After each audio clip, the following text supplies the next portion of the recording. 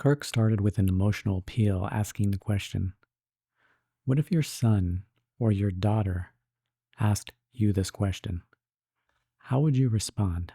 What if your son or your daughter looked you in the eye and said, Dad, Mom, I know you believe in hell. I know you believe that God is just.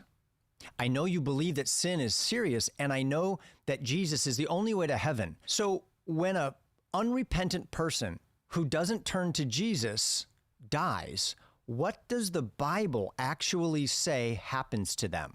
Are they preserved forever and kept alive by God in a place of endless conscious torment, suffering forever, weeping and wailing and gnashing their teeth with no end?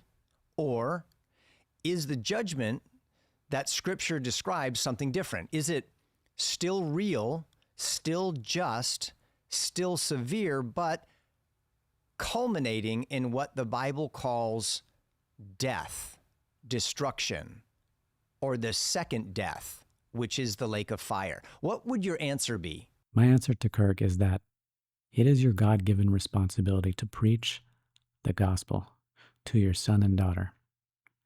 If they come to you and ask this question, you must respond in truth. You say, Son, hell is eternal.